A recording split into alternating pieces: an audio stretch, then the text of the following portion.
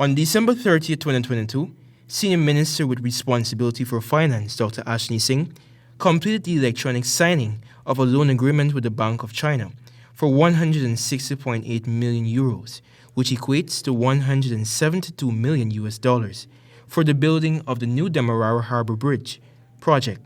In May, the government had signed the $260 million contract for the major new bridge as part of its plans to expand and modernize Guyana's transport infrastructure. The project was awarded to joint venture of China Railway Construction Corporation International Limited and the China Railway Construction Caribbean, among other Chinese companies. Patterson, during a recent interview with this newscast, questioned the government's reason for taking the $172 million from the Bank of China for the project, since an additional $1 billion deposit was made into the Natural Resource Fund for 2022. We already have about $4 million. We put into our sovereign wealth fund last for 2022, $1 billion. Yeah. A project like the Demerara Harbour Bridge is a multi-year project. So therefore, for us to take we don't need to take $172 million out this year, because in truth, if the contractor is working well, he could probably only use about $60 million in 2023, and probably like another $80 million in 2024, and then the balance in 20. So therefore, there's no need for us to be borrowing money to finish this project. The AFC member deemed the additional loan unnecessary, proffering that it will create additional debt for the country. Former Auditor General Anand Gosaran, in a recent column in one of the daily newspapers, warned the government over its accumulation of debt following its loan agreement with the Chinese Exim Bank. Moreover, accounting firm Ram & McCray, in its 28th edition titled Focus on Guyana's National Budget 2018, submitted proposals and provided a detailed budgetary report for the construction of a new Demerara Harbour Bridge under the then APNU AFC coalition government, now opposition.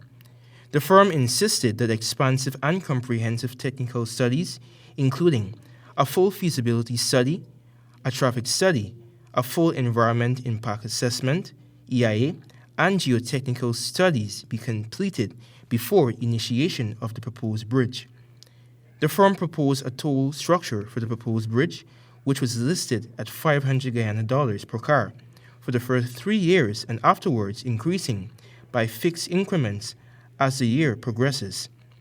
The AFC member, however, pinpointed that the most recent edition of the accounting firm's budgetary report titled Focus on Guyana's National Budget 2022 failed to demand a comprehensive and technical studies to be conducted despite the sum of $21 billion being allocated. Go and walk the route. It's from next to Princess.